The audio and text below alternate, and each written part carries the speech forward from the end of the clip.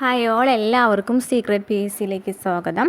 അപ്പോൾ ഇന്നത്തെ ക്ലാസ്സിൽ നമ്മൾ നോക്കുന്നത് NCERT ചാപ്റ്റേഴ്സ് തന്നെയാണ്. +2 ജോഗ്രഫി. ഓക്കെ, +2 ജോഗ്രഫിയാണ് ഇന്നത്തെ ക്ലാസ്സിൽ നമ്മൾ നോക്കുന്നത് കേട്ടോ. +1 ജോഗ്രഫി നമ്മൾ 3 ചാപ്റ്റർ കംപ്ലീറ്റ് ചെയ്തിട്ടുണ്ട്. അതിൻ്റെ റിവിഷൻ നോട്ട്സും ഞാൻ തരുന്നതായിരിക്കും കേട്ടോ. അപ്പോൾ 2 ചാപ്റ്റേഴ്സിൻ്റെ നമ്മൾ ഓൾറെഡി ഒരു റിവിഷൻ നോട്ട് തന്നിട്ടുണ്ട്. എന്നാലും നമുക്ക് കുറച്ചും കൂടി ഒന്നുകൂടി ബൈഹാർട്ട് ആക്കുന്നതിന് വേണ്ടിയിട്ട് ഒരു റിവിഷൻ കൂടി നോട്ട് കൂടി തരാം കേട്ടോ. അപ്പോൾ അതുകൂടി പഠിച്ചു കഴിഞ്ഞാൽ നമ്മുടെ ആ ഒരു 3 ചാപ്റ്ററും ഞാൻ എടുത്തു തന്നത് എന്തായാലും സെറ്റ് ആവുമെന്ന് വിചാരിക്കുന്നു. ഓക്കെ, ഇനി നമുക്ക് നെക്സ്റ്റ് പ്രധാനപ്പെട്ട ഭാഗം എന്ന് പറയുന്നത് നമുക്ക് പരീക്ഷകളിൽ ചോദിക്കുന്ന ഇപ്പോൾ 10th പ്രിലിംസ് നോക്കുകയാണെന്നുണ്ടെങ്കിൽ ആ ഒരു പരീക്ഷ ക്വസ്റ്റ്യൻ പേപ്പറിൽ 3 ചോദ്യങ്ങളാണ് ഈ ഒരു ചാപ്റ്ററിൽ നിന്നും വന്നിരിക്കുന്നത് +2 ജോഗ്രഫിയിൽ. ഓക്കെ, അപ്പോൾ ആ ഒരു ചാപ്റ്ററാണ് ഇന്നത്തെ ക്ലാസ്സിൽ നമ്മൾ എടുക്കുന്നത്. അപ്പോൾ അതിന് ഈ നോട്ട്സാണ് ഞാൻ തരുന്നത്. നമുക്ക് ഡീറ്റെയിൽ ആയിട്ട് ചാപ്റ്റർ ഓരോ പോയിൻറ്റ് വൈസ് ആയിട്ട് ചാപ്റ്ററായിട്ട് ഞാൻ പിന്നെ വേറൊരു ദിവസം എടുക്കാം കേട്ടോ. കാരണം അതിൻ്റെ PDF എൻ്റെ കയ്യിലുണ്ട്. പക്ഷെ എന്താണെന്ന് വെച്ചാൽ അത് കുറച്ച് ക്ലിയർ കുറവാണ്. അപ്പോൾ ഞാനിപ്പോൾ അത് തരുമ്പോൾ അത് എത്രത്തോളം അത് കാണാനായിട്ട് പറ്റുമെന്ന് എനിക്കറിയില്ല, ക്ലിയർ ആവുമോയെന്ന് എനിക്കറിയില്ല. പക്ഷെ ഞാനത് എന്തായാലും ഒന്ന് എഡിറ്റ് ചെയ്തിട്ട് ഞാൻ എന്തായാലും അടുത്ത ക്ലാസ്സുകളിലായിട്ട് നമുക്ക് ഈ ഒരു 10th പ്രിലിംസ് കഴിഞ്ഞതിന് ശേഷം ഞാനത് ക്ലാസ് തരാം കേട്ടോ. അത് കുറച്ച് ഡീപ്പായിട്ടുള്ള ചാപ്റ്റർ തന്നെയാണ്. അതിൽ വരുന്ന എല്ലാ പോയിൻറ്റ്സും ഉൾപ്പെടുത്തിയിട്ടുള്ള നോട്ട്സാണ് ഇന്നത്തെ ക്ലാസ്സിൽ നമ്മൾ ഡിസ്കസ് ചെയ്യുന്നത് കേട്ടോ. അപ്പോൾ നമുക്ക് ഏതൊക്കെ ക്വസ്റ്റ്യൻസ് ആണ് വന്നിരിക്കുന്നത് നോക്കാം. അതിന് മുമ്പായിട്ട് നമ്മുടെ ക്ലാസ്സുകൾ ആദ്യമായി കാണുന്ന കൂട്ടുകാരാണെന്നുണ്ടെങ്കിൽ സപ്പോർട്ട് ചെയ്യുക. നമ്മുടെ ചാനലിൽ NCERT ക്ലാസ്സുകളും SCERT ക്ലാസ്സുകളും എടുക്കുന്നുണ്ട്. അതുപോലെ തന്നെ previous question answers topic wise ആയിട്ടും സബ്ജക്റ്റ് വൈസ് ആയിട്ടൊക്കെ ചെയ്യുന്നുണ്ട്. അതുപോലെ തന്നെ ഓരോ ക്വസ്റ്റ്യൻ പേപ്പർ നമുക്ക് ഓരോ എക്സാം നടത്തുന്നത്, അപ്പോൾ PSC ആണെങ്കിലും ദേവസ്വം ബോർഡ് ആണെങ്കിലും ഏതൊരു എക്സാമിൻ്റെയും നമുക്ക് PSC മോഡലുള്ള ക്വസ്റ്റ്യൻ പേപ്പർ കിട്ടുകയാണെന്നുണ്ടെങ്കിൽ ഞാൻ അതും ചെയ്യുന്നതായിരിക്കും കേട്ടോ. അപ്പോൾ പ്രീവിയസ് ക്വസ്റ്റ്യൻ ആൻസേഴ്സ് എന്ന് പറയുന്ന ഒരു ഭാഗത്ത് നോക്കിയാൽ മതി. ഒരു പ്ലേലിസ്റ്റ് ക്രിയേറ്റ് ചെയ്തിട്ടുണ്ട്. അതുപോലെ തന്നെ പ്ലേലിസ്റ്റ് ചെക്ക് ചെയ്താൽ മതി. അപ്പോൾ ഏതൊക്കെ വീഡിയോസ് ചെയ്തെന്ന് കാണാനായിട്ട് സാധിക്കും കേട്ടോ. അപ്പോൾ ഇന്നത്തെ ക്ലാസ്സിലേക്ക് കിടക്കാം. അപ്പോൾ ഞാൻ 2-3 ക്വസ്റ്റ്യൻ കാണിച്ചു തരാം. ആ ഒരു ക്വസ്റ്റ്യൻ നമുക്കറിയാം ഈ ഒരു +1 നമ്മുടെ 10th പ്രിലിംസിൻ്റെ ഫസ്റ്റ് സ്റ്റേജ് നോക്കിയപ്പോൾ അതിൽ 4 ക്വസ്റ്റ്യൻസ് 4-5 ക്വസ്റ്റ്യൻസ് ഭൂപ്രകൃതി എന്ന് പറയുന്ന ഒരു ഭാഗത്തു നിന്നാണ് ചോദ്യങ്ങൾ വന്നിരിക്കുന്നത്. അപ്പോൾ അത് ആ ഒരു ഭൂപ്രകൃതിയിൽ നിന്ന് നമ്മുടെ ഡീറ്റെയിൽ ആയിട്ട് നമ്മൾ ക്ലാസ് എടുത്ത് തന്നിട്ടുള്ളതാണ്. അതിൻ്റെ ഒരു റിവിഷൻ നോട്ട് നമ്മൾ തന്നിട്ടുണ്ട്. രണ്ടാമത്തെ റിവിഷൻ നോട്ട് ഞാൻ ഇന്ന് തരാം കേട്ടോ. ഓക്കെ, അതുപോലെ തന്നെ ഏറ്റവും കൂടുതൽ ചോദ്യങ്ങൾ വന്നിരിക്കുന്ന അടുത്ത ചാപ്റ്ററാണ് +2 ജോഗ്രഫിയിൽ കേട്ടോ. +2 ജോഗ്രഫി ധാതുക്കളും ഊർജ്ജ വിഭവങ്ങളും എന്ന് പറയുന്നൊരു ചാപ്റ്റർ ഉണ്ട്. ആ ഒരു ചാപ്റ്ററിൽ നിന്ന് 3 ക്വസ്റ്റ്യൻസോളം വന്നിട്ടുണ്ട്. അപ്പോൾ ഞാൻ ആ ഒരു ക്വസ്റ്റ്യൻസും കാണിച്ചു തരാം. അതിൻ്റെ NCERT നോട്ട് ഞാൻ തരാം കേട്ടോ. അപ്പോൾ ക്ലാസ്സുകൾ ഉപകാരപ്രദമാവാമെന്ന് തോന്നുന്നുണ്ടെങ്കിൽ ലൈക്ക് ചെയ്യുക, കമൻറ്റ് ചെയ്യുക, ഹൈപ്പ് ചെയ്യുക, സബ്സ്ക്രൈബ് ചെയ്യുക കേട്ടോ. ക്ലാസ്സിലേക്ക് കിടക്കാം. അപ്പോൾ ഫസ്റ്റ് ക്വസ്റ്റ്യൻ എന്താണ്? ഇന്ത്യയിലെ വാതോർജ്ജ നിലയം ഏതാണ്? ഇന്ത്യയിലെ വാതോർജ്ജ നിലയം ഏതാണ്? ആൻസർ ഓപ്ഷൻ എ ആണ്, ലംബയാണ് ഇന്ത്യയിലെ വാതോർജ്ജ നിലയം. വാതോർജ്ജ നിലയം എന്ന് വെച്ചാൽ വിൻഡ് എനർജി എന്നാണ് അവർ ഉദ്ദേശിച്ചിരിക്കുന്നത്. ഓക്കെ, ചാപ്റ്ററിൻ്റെ പേര് എന്താണ്? യൂണിറ്റ് 3 ആണ്, അധ്യായം 7 ധാതുക്കളും ഊർജ്ജ വിഭവങ്ങളും എന്ന് പറയുന്നൊരു ചാപ്റ്റർ ഉണ്ട് +2. അതിൽ ഇത് 2ാമത്തെ ഭാഗമാണ് കേട്ടോ. കണ്ടോ, വാതോർജ്ജം എന്ന് പറഞ്ഞിട്ട് നമുക്ക് NCERTയിൽ തന്നിട്ടുണ്ട്. അതിൽ ഏറ്റവും അവസാനം നോക്കുകയാണെന്നുണ്ടെങ്കിൽ ഇവിടെ പറയുന്നുണ്ട് ഗുജറാത്തിലെ കച്ച് മേഖലയിൽ ലംബയിൽ സ്ഥിതി ചെയ്യുന്ന വാതോർജ്ജ നിലയം ഏഷ്യയിലെ തന്നെ ഏറ്റവും വലുതാണ്. ഓക്കെ, അപ്പോൾ എന്താണ്? ഗുജറാത്തിലെ കച്ച് മേഖലയിൽ ലംബയിൽ സ്ഥിതി ചെയ്യുന്ന വാതോർജ്ജ നിലയമാണ് ഏഷ്യയിലെ ഏറ്റവും വലിയ ഊർജ്ജ നിലയം എന്ന് പറയുന്നത്. ക്ലിയർ ആണല്ലോ? ആ ഒരു ക്വസ്റ്റ്യൻ നമ്മൾ കണ്ടു. നെക്സ്റ്റ് ക്വസ്റ്റ്യൻ, എണ്ണപ്പാടം അടിസ്ഥാനമാക്കിയുള്ള ഇന്ത്യയിലെ എണ്ണ ശുദ്ധീകരണശാല ഏതാണ്? എണ്ണപ്പാടം അടിസ്ഥാനമാക്കിയുള്ള ഇന്ത്യയിലെ എണ്ണ ശുദ്ധീകരണശാല ഏതാണ്? ആൻസർ വരുന്നത് ഏതാണ്? ഓപ്ഷൻ ബി ആണ്, ദിഗ്ബോയ് ആണ്. ഈ ഒരു ക്വസ്റ്റ്യനും ഇതേ ഒരു ചാപ്റ്ററിൽ ഇവിടെ പറയുന്നുണ്ട് എണ്ണപ്പാടം അടിസ്ഥാനമാക്കിയുള്ള എണ്ണ ശുദ്ധീകരണശാലയ്ക്ക് ഉദാഹരണമാണ് ദിഗ്ബോയ്. എന്താണ്? എണ്ണപ്പാടം അടിസ്ഥാനമാക്കിയുള്ള എണ്ണ ശുദ്ധീകരണശാലയ്ക്ക് എക്സാമ്പിൾ ഏതാണ്? ദിഗ്ബോയ് ആണ്.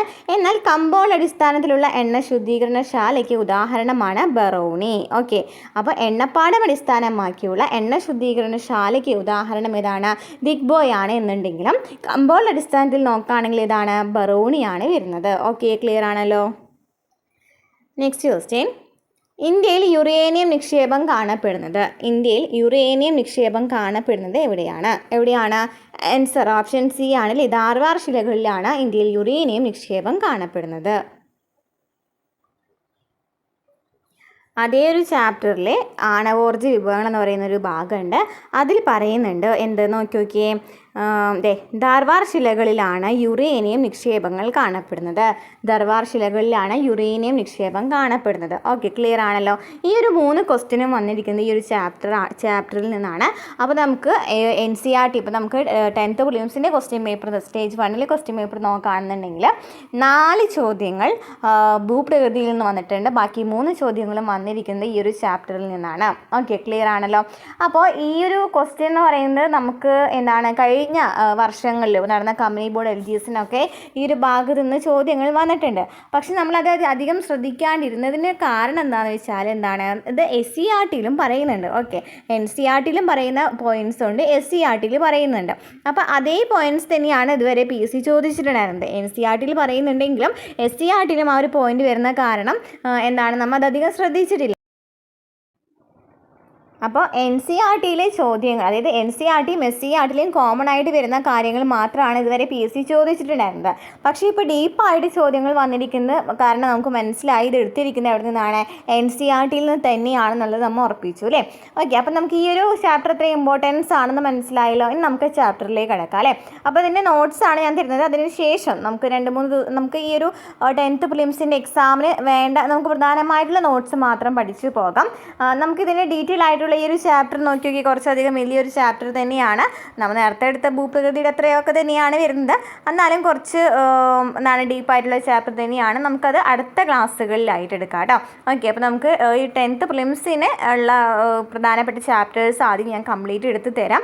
അതിനുശേഷം നമുക്ക് എന്ത് ചെയ്യാം, ഇതുപോലെ ഓരോ ചാപ്റ്റർ വൈസ് ആയിട്ടും അതിൻ്റെ നോട്ട്സ് ആയിട്ടും റിവിഷൻ നോട്ട്സ് ആയിട്ടും ഒക്കെ ഞാൻ തരാം കേട്ടോ.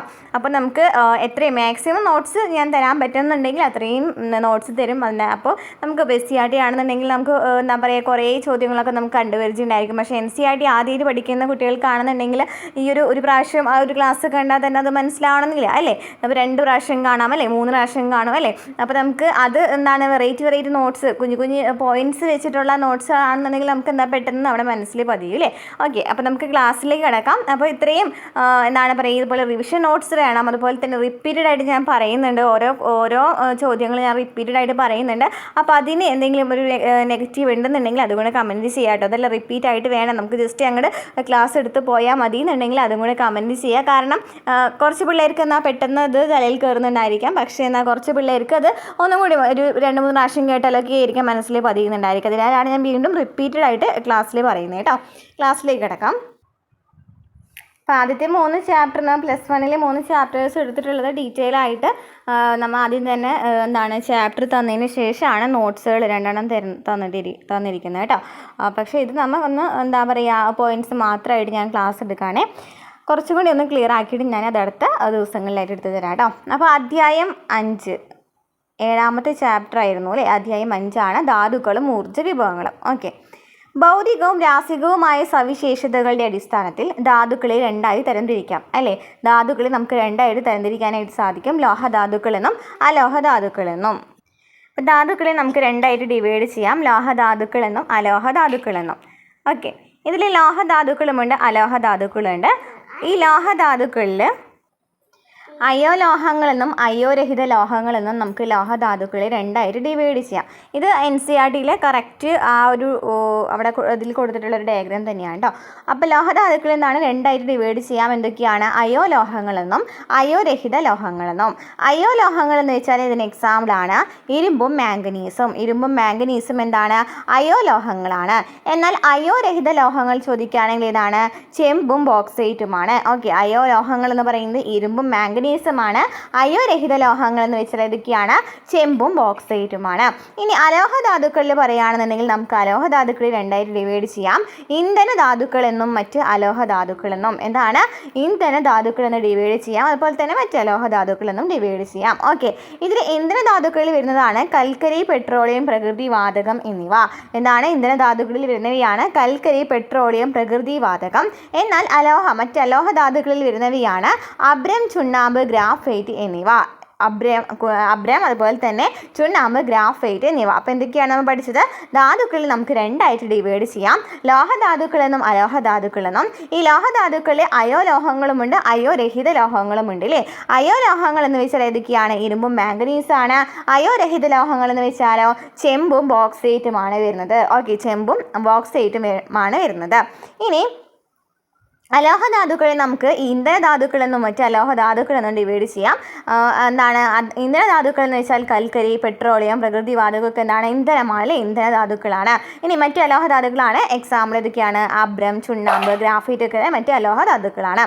ഓക്കെ, അപ്പോൾ ഇന്ത്യയിൽ പ്രധാന 4 ധാതു മേഖലകളാണുള്ളത്. 4 ധാതു മേഖലകളാണുള്ളത്. ഓക്കെ, ധാതു മേഖലകളാണുള്ളത്.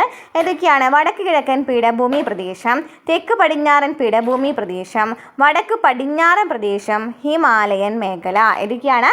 വടക്ക് കിഴക്കൻ പീഠഭൂമി പ്രദേശം, തെക്ക് പടിഞ്ഞാറൻ പീഠഭൂമി പ്രദേശം, വടക്ക് പടിഞ്ഞാറൻ പ്രദേശം, ഹിമാലയ മേഖല. അപ്പോൾ വടക്ക് കിഴക്കൻ പീഠഭൂമി പ്രദേശം, തെക്ക് പടിഞ്ഞാറൻ പീഠഭൂമി പ്രദേശം, വടക്ക് പടിഞ്ഞാറൻ പ്രദേശം, ഹിമാലയൻ മേഖല എന്നിങ്ങനെ ഇന്ത്യയിലെ പ്രധാനപ്പെട്ട 4 ധാതു മേഖലകളാണുള്ളത്.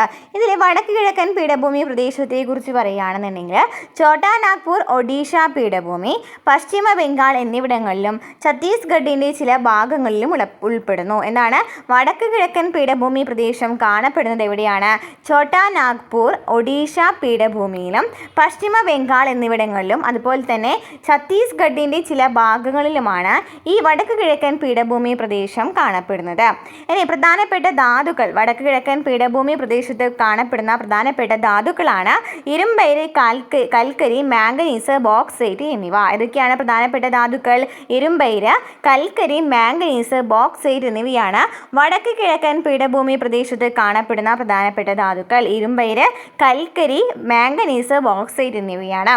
ഈ ധാതുക്കളുടെ ലഭ്യത കാരണം രാജ്യത്തെ പ്രധാന ഇരുമ്പുരുക്ക് ശാലകളും ഈ മേഖലയിലാണ് സ്ഥിതി ചെയ്യുന്നത്.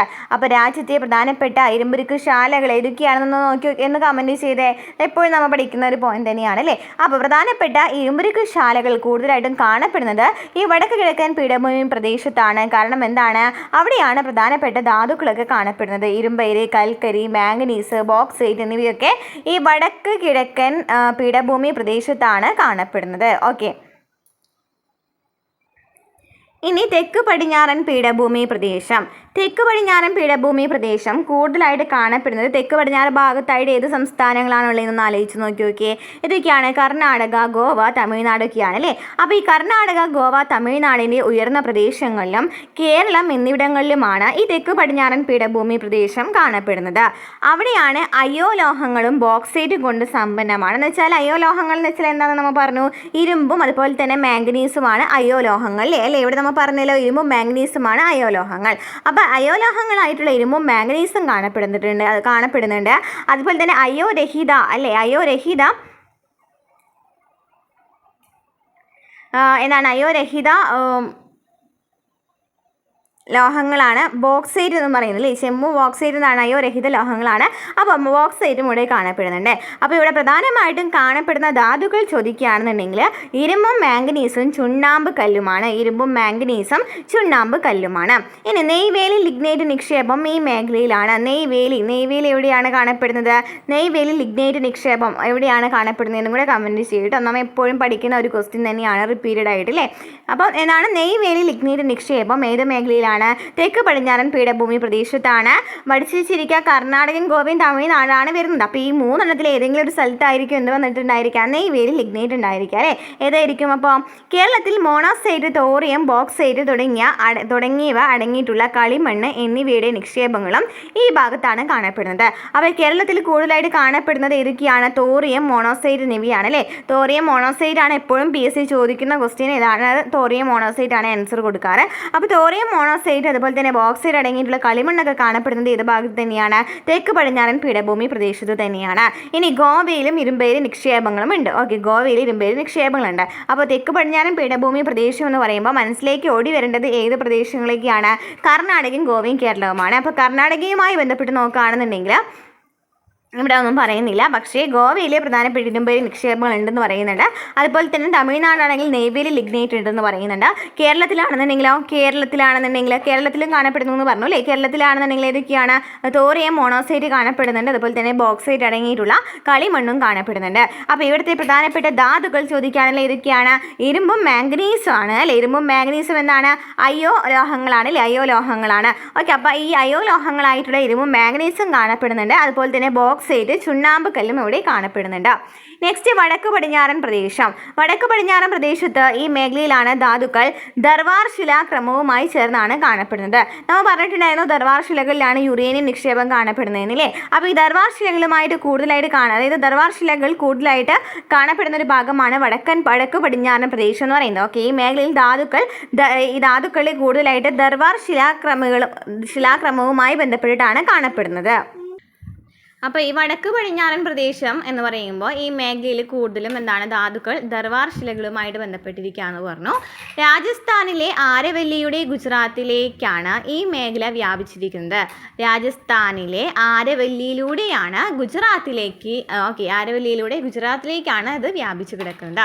പ്രധാന ധാതുക്കൾ ഏതൊക്കെയാണ്? ചെമ്പും നാഗവുമാണ്. ഓക്കെ, ചെമ്പും നാഗവുമാണ് വടക്ക് പടിഞ്ഞാറൻ പ്രദേശത്ത് കാണപ്പെടുന്ന പ്രധാനപ്പെട്ട ധാതുക്കൾ. രാജസ്ഥാനിൽ മണൽക്കല്ല്, ഗ്രാനൈറ്റ്, മാർബിൾ തുടങ്ങിയ കെട്ടിട നിർമ്മാണ കല്ലുകൾ കാണപ്പെടുന്നുണ്ട്. രാജസ്ഥാനിൽ മണൽക്കല്ല്, ഗ്രാനൈറ്റ്, മാർബിൾ തുടങ്ങിയവ കെട്ടിട നിർമ്മാണ കല്ലുകളാണ് അല്ലേ. അതിവിടെ കാണപ്പെടുന്നുണ്ട്. പിന്നെ ഗുജറാത്ത്, രാജസ്ഥാൻ എന്നിവിടങ്ങളിൽ ഉപ്പ് നിക്ഷേപം കണ്ടുവരുന്നു. എന്താണ്? ഗുജറാത്ത്, രാജസ്ഥാൻ എന്നിവിടങ്ങളിൽ ഉപ്പ് നിക്ഷേപം കണ്ടുവരുന്നു. പെട്രോളിയം നിക്ഷേപങ്ങൾ കൊണ്ട് സമ്പന്നമാണ് ഗുജറാത്ത്. അപ്പോൾ നമുക്ക് വടക്ക് പടിഞ്ഞാറൻ പ്രദേശത്ത് പ്രധാനമായിട്ടും പഠിച്ച് വെച്ചിരിക്കേണ്ട രണ്ട് സംസ്ഥാനങ്ങൾ ഏതൊക്കെയാണ്? ഗുജറാത്തും രാജസ്ഥാനുമാണ്. അപ്പോൾ ഗുജറാത്തും രാജസ്ഥാനുമായി ബന്ധപ്പെട്ട കാര്യങ്ങളാണ് ഇവിടെ വരുന്നത് അല്ലേ. അപ്പോൾ ഈ മേഖലയിൽ നമ്മൾ പറഞ്ഞു എന്താണ്? ധാതുക്കൾ ദർവാർ ശിലകളുമായി ബന്ധപ്പെട്ട് കിടക്കുന്നവയാണ്.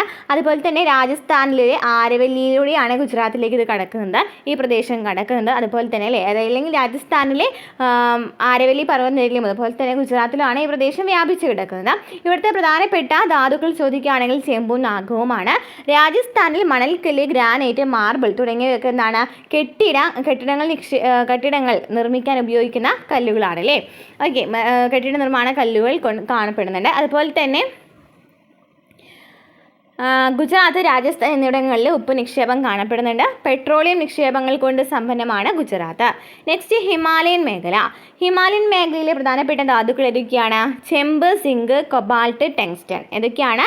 ചെമ്പ്, സിങ്ക്, കൊബാൾട്ട്, ടങ്സ്റ്റൺ എന്നിവയാണ് ഹിമാലയൻ മേഖലയിൽ കാണപ്പെടുന്ന പ്രധാനപ്പെട്ട ധാതുക്കൾ. ഈ മേഖലയിൽ ആസാം തടത്തിൽ ധാതു എണ്ണ നിക്ഷേപം ഉണ്ട്. എന്താണ്? ഹിമാലയൻ മേഖലയിൽ ഈ ആസാം തടത്തിൽ ധാതു എണ്ണ നിക്ഷേപമുണ്ട്. ആസാം തടത്തിലെ ധാതു എണ്ണ നിക്ഷേപമുണ്ട്. ക്ലിയർ ആണല്ലോ. അപ്പോൾ ഒന്നും കൂടി നമുക്ക് നോക്കാം. ഇന്ത്യയിലെ പ്രധാനപ്പെട്ട 4 ധാതു മേഖലകളാണുള്ളത്. വടക്ക് കിഴക്കൻ പീഠഭൂമി പ്രദേശം, തെക്ക് പടിഞ്ഞാറൻ പീഠഭൂമി പ്രദേശം, വടക്ക് പടിഞ്ഞാറൻ പ്രദേശം, ഹിമാലയൻ മേഖല. ഇതിലെ വടക്ക് കിഴക്കൻ പീഠഭൂമി പ്രദേശം എന്ന് പറയുമ്പോൾ ഛോട്ടാ നാഗ്പൂർ പീഠഭൂമിയും അതുപോലെ തന്നെ ഒഡീഷയിലെ പീഠഭൂമിയും വരുന്നുണ്ട്. അതുപോലെ തന്നെ പശ്ചിമ ബംഗാൾ വരുന്നുണ്ട്. ഛത്തീസ്ഗഡിൻ്റെ ചില ഭാഗങ്ങളും വരുന്നുണ്ട്. വടക്ക് കിഴക്കൻ പീഠഭൂമി പ്രദേശത്തെ പ്രധാനപ്പെട്ട ധാതുക്കളാണ് ഇരുമ്പയിര്, കൽക്കരി, മാംഗനീസ്, ബോക്സൈറ്റ് എന്നിവ. ഈ ധാതുക്കളുള്ള കാരണം തന്നെ പ്രധാനപ്പെട്ട ഇരുമ്പുരുക്ക് ശാലകളും കാണപ്പെടുന്നത് ഈ വടക്ക് കിഴക്കൻ പീഠഭൂമി പ്രദേശത്താണ്. ഇനി തെക്ക് പടിഞ്ഞാറൻ പീഠഭൂമി പ്രദേശം എന്ന് പറയുമ്പോൾ കർണാടക, ഗോവ, കേരളം, തമിഴ്നാട് എന്നിവയാണ് വരുന്നത്. കേരളവുമായി ബന്ധപ്പെട്ട് നോക്കുകയാണെങ്കിൽ തോറിയം, മോണോസൈറ്റ് കാണപ്പെടുന്നുണ്ട്. ബോക്സൈറ്റ് അടങ്ങിയ കളിമണ്ണ് നിക്ഷേപം. ബോക്സൈറ്റ് നമുക്കറിയാം കാസർഗോഡ് ഭാഗത്താണ് ബോക്സൈറ്റ് നിക്ഷേപം കാണപ്പെടുന്നത് അല്ലേ. അപ്പം ബോക്സൈറ്റ് അടങ്ങിയിട്ടുള്ള കളിമണ്ണ് നിക്ഷേപം കാണപ്പെടുന്നുണ്ട്. ഇനി നെയ്വേലിയിലാണ് ലിഗ്നൈറ്റ് കാണപ്പെടുന്നത് അല്ലേ. ഓക്കെ, അപ്പോൾ നെയ്വേലി ലിഗ്നൈറ്റ് നിക്ഷേപം കാണപ്പെടുന്നത് എവിടെയാണ്? തമിഴ്നാടാണ്. അതുപോലെ തന്നെ ഇവിടുത്തെ പ്രധാനപ്പെട്ട ധാതുക്കൾ ഇരുമ്പും മാംഗനീസും ചുണ്ണാമ്പുക്കല്ലാണ്. ഇരുമ്പും മാംഗനീസും എന്ന് വെച്ചാൽ എന്താണ്? അയോ ധാതുക്കൾ എന്നാണ് അറിയപ്പെടുന്നത്. അതുപോലെ തന്നെ ബോക്സൈറ്റും ഇവിടെ കാണപ്പെടുന്നു എന്ന് പറഞ്ഞു അല്ലേ. ഇത്രയല്ലേ പറഞ്ഞത്. നെക്സ്റ്റ് വടക്ക് പടിഞ്ഞാറൻ പ്രദേശത്തെക്കുറിച്ച് പറയുകയാണെന്നുണ്ടെങ്കിൽ രാജസ്ഥാനും ഗുജറാത്തുമാണ് നമ്മുടെ മനസ്സിലേക്ക് ഓടി വരേണ്ടത്. അതുപോലെ തന്നെ ഇവിടെ ഈ മേഖലയിലെ ധാതുക്കൾ ദർവാർ ശിലകളുമായി ബന്ധപ്പെട്ട് കിടക്കുന്നവയാണ്. പിന്നെ പ്രധാനപ്പെട്ട ധാതുക്കൾ ഏതൊക്കെയാണ്? ചെമ്പും നാഗവുമാണ്. നമുക്കറിയാം ഗേത്രി രാജസ്ഥാനിലെ പ്രധാനപ്പെട്ട ഒരു ചെമ്പ് അല്ലേ, ചെമ്പുമായിട്ട് ബന്ധപ്പെട്ട് വരുന്ന ഒരു ഭാഗമാണ് അല്ലേ. അതുപോലെ തന്നെ രാജസ്ഥാനിലെ മണൽക്കല്ല്, ഗ്രാനൈറ്റ്, മാർബിൾ തുടങ്ങിയ കെട്ടിട നിർമ്മാണ കല്ലുകളും ഇവിടെ കാണപ്പെടുന്നുണ്ട്. പിന്നെ ഗുജറാത്ത്, രാജസ്ഥാൻ എന്നിവിടങ്ങളിൽ ഉപ്പ് നിക്ഷേപം കണ്ടുവരുന്നുണ്ട്. പെട്രോളിയം നിക്ഷേപങ്ങൾ കൂടുതലായിട്ടുള്ളത് എവിടെയാണ്? ഗുജറാത്തിലാണ്. നെക്സ്റ്റ് ഹിമാലയൻ മേഖല പറഞ്ഞു. ഹിമാലയൻ മേഖലയിലെ പ്രധാനപ്പെട്ട ധാതുക്കളാണ് ചെമ്പ്, സിങ്ക്, കൊബാൾട്ട്, ടങ്സ്റ്റൺ എന്നിവ. അതുപോലെ തന്നെ ഈ മേഖലയിലെ അസാം തടത്തിൽ നോക്കുകയാണെങ്കിൽ അവിടെ എന്തുണ്ട്? ധാതു എണ്ണ നിക്ഷേപമുണ്ട്. ഓക്കെ, ക്ലിയർ ആണല്ലോ. ഇനി പ്രധാനപ്പെട്ട ധാതുക്കളും അവയുടെ വിതരണവും നോക്കാം. നമുക്ക് പ്രധാനപ്പെട്ട ധാതുക്കളിലേക്ക് കടക്കാണ്ട്. ലോഹധാതുക്കളൊക്കെ ഉണ്ട് അല്ലേ. ഓക്കെ, അപ്പോൾ ലോഹധാതുക്കളെ കുറിച്ച് പറയുകയാണെന്നുണ്ടെങ്കിൽ നമ്മൾ പറഞ്ഞു അയോധാതുക്കളുണ്ട്. അതുപോലെ തന്നെ എന്താണ് അയോധാതുക്കളും എന്താണ് അയോരഹിത ധാതുക്കളും ഉണ്ടെന്ന് പറഞ്ഞു അല്ലേ. അപ്പോൾ അയോധാതുക്കൾ എന്ന് വെച്ചാൽ ഏതൊക്കെയാണ് നമ്മൾ പറഞ്ഞത്? ഇരുമ്പും മാംഗനീസാണ് പ്രധാനമായിട്ടും വരുന്നത്. ഓക്കെ, അവിടെ വരുന്നുണ്ട് ക്രോമൈറ്റ്. അപ്പോൾ ഇരുമ്പയിരും മാംഗനീസും ക്രോമൈറ്റും ഇവിടെ കാണപ്പെടുന്നുണ്ട്. അയോധാതുക്കൾ എന്ന് പറയുമ്പോൾ ഇതൊക്കെ വരുന്നുണ്ട്. ഇരുമ്പയിരും മാംഗനീസും ക്രോമൈറ്റ് ആണ് വരുന്നത്. അതുപോലെ തന്നെ ഇവ ലോഹ അധിഷ്ഠിത വ്യവസായങ്ങൾക്ക് ശക്തമായ അടിത്തറ നൽകുന്നു. ഓക്കെ, ഇനി ഇതിൽ ഓരോന്നും എന്താണെന്ന് നമുക്ക് നോക്കാം. ഇരുമ്പയിരിനെ കുറിച്ച് പറയുകയാണെന്നുണ്ടെങ്കിൽ ഏഷ്യയിലെ ഏറ്റവും വലിയ ഇരുമ്പയിര് നിക്ഷേപം എവിടെയാണ് കാണപ്പെടുന്നത്? ഇന്ത്യയിലാണ് ഏഷ്യയിലെ ഏറ്റവും വലിയ ഇരുമ്പയിര് നിക്ഷേപം കാണപ്പെടുന്നത്. ഹാമറ്റൈറ്റ്, മാഗ്നറ്റൈറ്റ് എന്നിവയാണ് ഇന്ത്യയിൽ കാണപ്പെടുന്ന പ്രധാനപ്പെട്ട രണ്ടു തരം ഇരുമ്പയിരുകൾ. അപ്പോൾ നമുക്കറിയാം ഇരുമ്പിൻ്റെ അയിരുകൾ ചോദിക്കുകയാണെങ്കിൽ ഏതൊക്കെയാണ്? ഹാമറ്റൈറ്റും മാഗ്നറ്റൈറ്റും അല്ലേ. ഈ ഹാമറ്റൈറ്റും മാഗ്നറ്റൈറ്റും ഇന്ത്യയിൽ കാണപ്പെടുന്ന പ്രധാനപ്പെട്ട രണ്ട് ഇരുമ്പയിരുകളാണ്. ഓക്കെ, ഇനി ഉയർന്ന ഗുണമേന്മ കൊണ്ട് ഇവയ്ക്ക് അന്താരാഷ്ട്ര വിപണിയിലും ഏറെ ആവശ്യക്കാരുണ്ട്. രാജ്യത്തിൻ്റെ വടക്ക് കിഴക്കൻ പീഠഭൂമി പ്രദേശത്തെ കൽക്കരി പാടങ്ങൾക്ക് സമീപത്തായിട്ടാണ് ഇരുമ്പയിര് കാണപ്പെടുന്നത്. ഓക്കെ, രാജ്യത്ത് വടക്ക് കിഴക്കൻ പീഠഭൂമി പ്രദേശം നമ്മൾ പറഞ്ഞു അല്ലേ. വടക്ക് കിഴക്കൻ പീഠഭൂമി പ്രദേശത്തെ കൽക്കരി പാടങ്ങൾക്ക് സമീപമായിട്ടാണ് എന്ത് കാണപ്പെടുന്നത്? ഇരുമ്പയിര് ഗനികൾ കാണപ്പെടുന്നത്. ഇന്ത്യയുടെ ഇരുമ്പയിര് നിക്ഷേപത്തിൽ ഏതാണ് 95% സ്ഥിതി ചെയ്യുന്നത് എവിടെയാണ്? ഒഡീഷയിലും ജാർഖണ്ഡ്, ഛത്തീസ്ഗഡ്, കർണാടക, ഗോവ, ആന്ധ്രാപ്രദേശ്, തമിഴ്നാട് എന്നീ സംസ്ഥാനങ്ങളിലുമാണ്. അപ്പോൾ 95% ഇരുമ്പയിര് കാണപ്പെടുന്നത് ഏതൊക്കെ സംസ്ഥാനങ്ങളിലാണ്? ഒഡീഷ, ജാർഖണ്ഡ്, ഛത്തീസ്ഗഡ്, കർണാടക, ഗോവ, ആന്ധ്രാപ്രദേശ്, തമിഴ്നാട് എന്നീ സംസ്ഥാനങ്ങളിലാണ്. അപ്പോൾ ഇരുമ്പയിര് എന്ന് പറയുന്നത് ഏഷ്യയിലെ ഏറ്റവും വലിയ ഇരുമ്പയിര് നിക്ഷേപം അല്ലേ. ഇരുമ്പയിരിനെ കുറിച്ച് പറയുകയാണെന്നുണ്ടെങ്കിൽ ഏഷ്യയിലെ ഏറ്റവും വലിയ ഇരുമ്പയിര് നിക്ഷേപം എവിടെയാണുള്ളത്? ഇന്ത്യയിലാണുള്ളത് അല്ലേ. ഹാമറ്റൈറ്റും മാഗ്നറ്റൈറ്റും ആണ് പ്രധാനപ്പെട്ട ഇന്ത്യയിൽ കാണപ്പെടുന്ന ഇരുമ്പയിരുകൾ. ഇനി ഉയർന്ന ഗുണമേന്മ ഉള്ളത് കൊണ്ട് തന്നെ ഇത് അന്താരാഷ്ട്ര വിപണിയിൽ ഏറെ ആവശ്യക്കാരുമുണ്ട്. ഇനി ഇരുമ്പയിര് ഗനികൾ കാണപ്പെടുന്ന ഏത് ഭാഗത്താണ്? വടക്ക് കിഴക്കൻ പീഠഭൂമി പ്രദേശത്തെ കൽക്കരി പാടങ്ങൾക്ക് സമീപത്തായിട്ടാണ്. ഇന്ത്യയിലെ ഇരുമ്പയിര് നിക്ഷേപത്തിൽ ഏതാണ്ട് 95% ഏതൊക്കെ സംസ്ഥാനങ്ങളിലാണ് കാണപ്പെടുന്നത്? ഒഡീഷ, ജാർഖണ്ഡ്, ഛത്തീസ്ഗഡ്, കർണാടക, ഗോവ, ആന്ധ്രാപ്രദേശ്, തമിഴ്നാട് എന്നീ സംസ്ഥാനങ്ങളിലാണ്. നെക്സ്റ്റ്, ഒഡീഷയിൽ കാണപ്പെടുന്ന പ്രധാനപ്പെട്ട ഗനികൾ ഏതൊക്കെയാണ്? സുന്ദർഗഡ്, മയൂർഭഞ്ച്, ജാർ എന്നിവയൊക്കെ എവിടെയാണ്? ഒഡീഷയിലാണ് കാണപ്പെടുന്നത്. പ്രധാനപ്പെട്ട ഗനികൾ നോക്കുകയാണെന്നുണ്ടെങ്കിൽ ഗുരു മഹിസാനെ, അതുപോലെ സുലൈപെട്ട്, ബദം പഹാർ, കിറുബിരു, ബൊണായി എന്നിവയാണ്. അപ്പം ഒഡീഷയിലെ സുന്ദർഗഡ്, മയൂർഭഞ്ച്, ജാർ എന്നീ മലനിരകളിലാണ് ഈ ഒഡീഷയിലെ പ്രധാനപ്പെട്ട കാണപ്പെടുന്നത്? ഇരുമ്പയിര് കാണപ്പെടുന്നത്. ഒഡീഷയിലെ പ്രധാനമായിട്ടും ഇരുമ്പയിര് കാണപ്പെടുന്നത് സുന്ദർഗഡ്, മയൂർഭഞ്ച്, ജാർ എന്നീ മലനിരകളിലായിട്ടാണ്. അവിടുത്തെ പ്രധാനപ്പെട്ട ഖനികളാണ് ഗുരു മഹിസാനെ, സുലൈപെട്ട്, ബദം പഹാർ, കിറുബിരു, ബൊണായി എന്നിവ. ഇനി കർണാടകയിൽ നോക്കുകയാണെന്നുണ്ടെങ്കിൽ ബെല്ലാരി ജില്ലയിലെ സന്തൂർ, അതുപോലെ ഹോസ്പെട്ട് പ്രദേശം, ചിക്കമംഗ്ലൂർ ജില്ലയിലെ കുദ്രേമുഖ്, ഷിമോഗ, ചിത്രദുർഗ, തുംകൂർ ജില്ലകളിലെ ചില ഭാഗങ്ങളിലും കാണപ്പെടുന്നുണ്ട്. അപ്പോൾ കർണാടകയിൽ നോക്കുകയാണെന്നുണ്ടെങ്കിൽ ബെല്ലാരി ജില്ലയിലെ സന്തൂർ, പിന്നെ ഹോസ്പെട്ട് പ്രദേശം, ചിക്കമംഗ്ലൂർ ജില്ലയിലെ കുദ്രേമുഖ്, ഷിമോഗ, ചിത്രദുർഗ്, തുംകൂർ ജില്ലകളിലെ ചില ഭാഗങ്ങളിലും ഇവ കാണപ്പെടുന്നുണ്ട്. നെക്സ്റ്റ്, മഹാരാഷ്ട്രയിൽ നോക്കുകയാണെങ്കിലോ ചന്ദ്രപൂർ, ബന്ധാര, രത്നഗിരി ജില്ലകളിൽ കാണപ്പെടുന്നു. ഏതൊക്കെയാണ്? ചന്ദ്രപൂർ, ബന്ധാര, രത്നഗിരി ജില്ലകളിൽ കാണപ്പെടുന്നു. ആന്ധ്രാപ്രദേശ് ആണെന്നുണ്ടെങ്കിലോ കരീംനഗർ, വാറങ്കൽ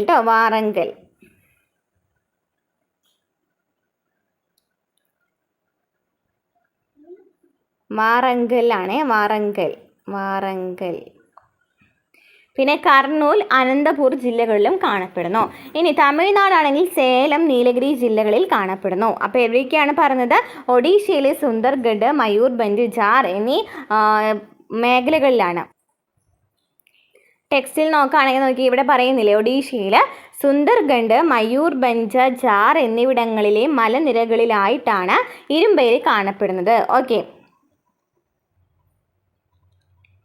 അപ്പോൾ ഒഡീഷയിലെ സുന്ദർഗഡ്, മയൂർഭഞ്ച്, ജാർ എന്നീ മലനിരകളിലാണ് കാണപ്പെടുന്നത്. പ്രധാനപ്പെട്ട ഖനികളാണ് ഗുരുമഹിസാനി, സുലൈപെട്ട്, ബദംപഹാർ, കിറു, ബിരു, ബൊണായി എന്നിവ. കർണാടകയിലെ ബെല്ലാരി ജില്ലയിലെ സന്തൂർ, അതുപോലെ തന്നെ ഹോസ്പെട്ട് പ്രദേശം, ചിക്കമാംഗ്ലൂർ ജില്ലയിലെ ഏതൊക്കെയാണ്? ബാബബുദാൻ കുന്നുകൾ, പിന്നെ കുദ്രേമുഖ്, ഷിമോഗ, ചിത്രദുർഗ്, തുംകൂർ ജില്ലകളിലെ ചില ഭാഗങ്ങളിലും കാണപ്പെടുന്നു. ഇനിയും അനന്തപൂർ ജില്ലകളിലാണ് കാണപ്പെടുന്നതെന്ന് പറഞ്ഞു, കർണാടക പറഞ്ഞു അല്ലേ. ഇനി മഹാരാഷ്ട്രയിലാണെങ്കിൽ ചന്ദ്രപൂർ, ബന്ധാര, രത്നഗിരി ജില്ലകളിൽ കാണപ്പെടുന്നു. ആന്ധ്രാപ്രദേശ് ആണെങ്കിൽ കരീംനഗർ, വാറങ്കൽ, പിന്നെ കർണൂൽ, അനന്തപൂർ ജില്ലകളിൽ കാണപ്പെടുന്നു. തമിഴ്നാടാണെങ്കിലോ സേലം, നീലഗിരി ജില്ലകളിൽ കാണപ്പെടുന്നു. ക്ലിയർ ആണല്ലോ, ഇരുമ്പയിര് ക്ലിയർ ആയല്ലോ അല്ലേ. നെക്സ്റ്റ് നമ്മൾ മാംഗനീസ് ആണ് നോക്കുന്നത്. ഇനി മാംഗനീസ് അല്ലേ, ഇരുമ്പയിരിൻ്റെ ശുദ്ധീകരണ പ്രക്രിയയിൽ ഒരു പ്രധാനപ്പെട്ട അസംസ്കൃത വസ്തുവായിട്ടാണ് മാംഗനീസ് ഉപയോഗിക്കുന്നത്. എന്താണ്? ഇരുമ്പയിരിൻ്റെ ശുദ്ധീകരണ പ്രക്രിയയിൽ ഒരു പ്രധാന അസംസ്കൃത വസ്തുവാണ് മാംഗനീസ്.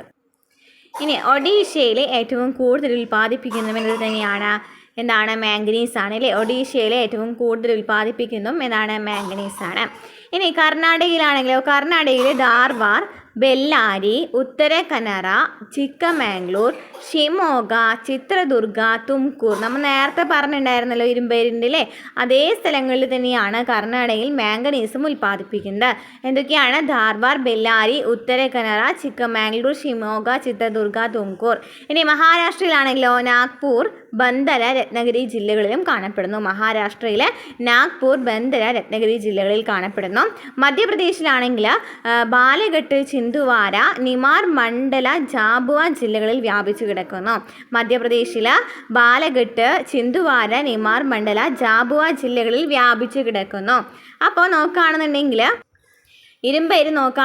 ഇരുമ്പയിര് അതായത് അയോധാതുക്കളെ കുറിച്ചിട്ടാണ് നമ്മൾ ഇതുവരെ പറഞ്ഞിട്ടുണ്ടായിരുന്നത്. അയോധാതുക്കളിൽ പ്രധാനമായിട്ടും ഏതാണ്? ഇരുമ്പയിരും മാംഗനീസും ക്രോമൈറ്റ് ആണ് വരുന്നത്. ഇതിൽ ഇരുമ്പയിരിനെ കുറിച്ച് നോക്കുകയാണെന്നുണ്ടെങ്കിൽ ഏഷ്യയിലെ ഏറ്റവും വലിയ ഇരുമ്പയിര് നിക്ഷേപം ഇന്ത്യയിലാണെന്ന് പറഞ്ഞു. ഹാമറ്റൈറ്റും മാഗ്നറ്റൈറ്റ് ആണ് പ്രധാനപ്പെട്ട ഇരുമ്പയിര് എന്ന് പറഞ്ഞു. അതുപോലെ തന്നെ ഇതൊക്കെയാണ് കൽക്കരി പാടങ്ങൾക്ക് അടുത്തായിട്ടാണ് കാണപ്പെടുന്നത്. ഇരുമ്പയിര് നിക്ഷേപത്തിൽ കൂടുതലായിട്ട് കാണപ്പെടുന്നത് ജാർഖണ്ഡ്, അതുപോലെ തന്നെ ഒഡീഷ, ഛത്തീസ്ഗഡ്, കർണാടക, ഗോവ, ആന്ധ്രാപ്രദേശ്, തമിഴ്നാട് എന്നീ സംസ്ഥാനങ്ങളാണ്.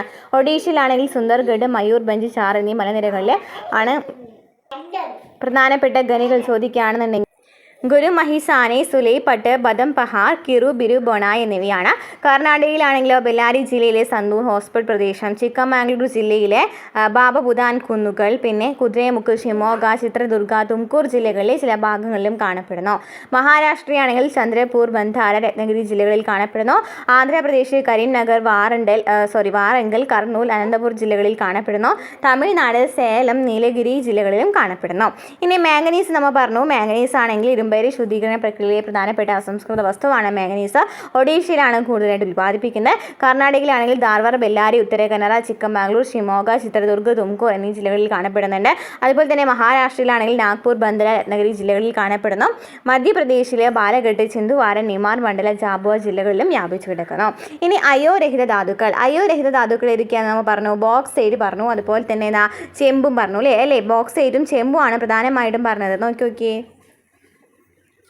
അല്ലേ, ചെമ്പും ബോക്സൈറ്റുമാണ് കൂടുതലായിട്ട് അയോരഹിത ധാതുക്കളിൽ വരുന്നത്. ഓക്കെ, ബോക്സൈറ്റിനെ കുറിച്ച് പറയുകയാണെങ്കിൽ എന്തൊക്കെയാണ്? അലുമിനിയം ഉൽപ്പാദനത്തിനായിട്ട് ഉപയോഗിക്കുന്ന അയിരാണ് ബോക്സൈറ്റ്. അലുമിനിയത്തിൻ്റെ അയിര് ചോദിക്കുകയാണെങ്കിൽ ഏതാണ്? ബോക്സൈറ്റ് ആണ്. ടെറിഷറി കാലഘട്ടത്തിൽ രൂപം കൊണ്ട നിക്ഷേപങ്ങളാലാണ് ഈ ബോക്സൈറ്റ് കാണപ്പെടുന്നത്. ടെറിഷറി കാലഘട്ടത്തിൽ രൂപം കൊണ്ട നിക്ഷേപങ്ങളിലാണ്.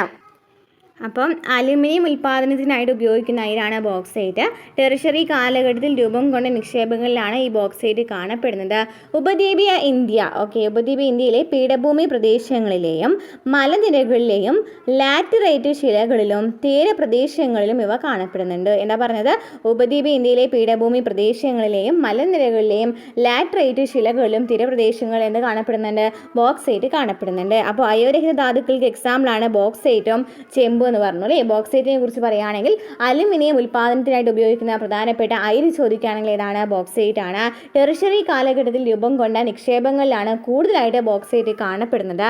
ഉപദ്വീപീയ ഇന്ത്യയിലെ പീഠഭൂമി പ്രദേശങ്ങളിലെയും മലനിരകളിലെയും ലാറ്ററൈറ്റ് ശിലകളിലും തീരപ്രദേശങ്ങളിലും കാണപ്പെടുന്നുണ്ട് അല്ലേ ബോക്സൈറ്റ്. നമ്മൾ കഴിഞ്ഞ ക്വസ്റ്റ്യൻ പേപ്പറിൽ യുറേനിയം കഴിഞ്ഞ ക്വസ്റ്റ്യൻ നോക്കിയപ്പോൾ ഇതാണ് യുറേനിയം ദർവാർ ശിലകളിൽ കാണപ്പെടുന്നു എന്ന് പറഞ്ഞു. അതുപോലെ തന്നെ നമുക്ക് എന്ത് ചോദിക്കാം? ഈ ലാറ്ററൈറ്റ് ശിലകളിൽ കാണപ്പെടുന്ന ഏതാണ്? ബോക്സൈറ്റ് ആണ് അല്ലേ. ലാറ്ററൈറ്റ് ശിലകളിൽ കാണപ്പെടുന്നത് ബോക്സൈറ്റ് ആണ്. അതുപോലെ തന്നെ ടെറിഷറി കാലഘട്ടത്തിൽ രൂപം കൊണ്ട നിക്ഷേപങ്ങളിലാണ് ഈ ഒരു ബോക്സൈറ്റ് കൂടുതലായിട്ട് കാണപ്പെടുന്നത്.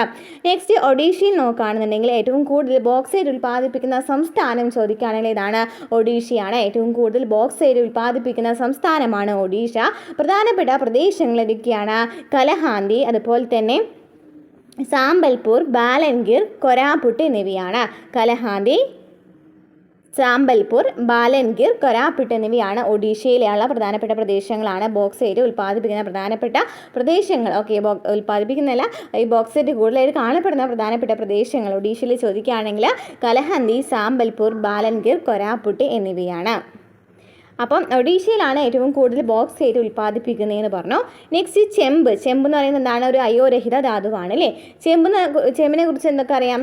നമുക്കറിയാവുന്ന കാര്യങ്ങൾ തന്നെയാണ്. വൈദ്യുത ഉപകരണ വ്യവസായങ്ങളിൽ വയറുകൾ, ഇലക്ട്രിക് മോട്ടോറുകൾ, ട്രാൻസ്ഫോമറുകൾ, ജനറേറ്ററുകൾ എന്നിവയിലൊക്കെ ഒഴിച്ചുകൂടാനാവാത്തൊരു ലോഹമാണ് ചെമ്പ് അല്ലേ. വൈദ്യുത ഉപകരണ വ്യവസായങ്ങളിൽ വയറുകൾ, ഇലക്ട്രിക് മോട്ടോറുകൾ, ട്രാൻസ്ഫോമറുകൾ. ഇനി ചെമ്പിലെ മറ്റ് ലോഹങ്ങളുമായി കൂട്ടിച്ചേർക്കാനും അടിച്ചു പരത്താനും വലിച്ചു നീട്ടാനും കഴിയും. ഓക്കെ, ചെമ്പിനെ മറ്റ് ലോഹങ്ങളുമായിട്ട് കൂട്ടിച്ചേർക്കാൻ പറ്റില്ലേ. നമുക്കറിയാം സ്വർണ്ണത്തിലൊക്കെ ചെമ്പ് ചേർക്കുന്നുണ്ട് അല്ലേ. അതുപോലെ തന്നെ അടിച്ചു പരത്താനും വലിച്ചു നീട്ടാനും കഴിയും. ആഭരണങ്ങൾക്ക് ഉറപ്പ് നൽകുന്നതിൽ ഇത് സ്വർണവുമായിട്ട് കൂടി കലർത്താറുണ്ട്. അപ്പോൾ ചെമ്പിനെ കുറിച്ച് നമുക്കറിയാവുന്ന കാര്യങ്ങൾ തന്നെയാണ്.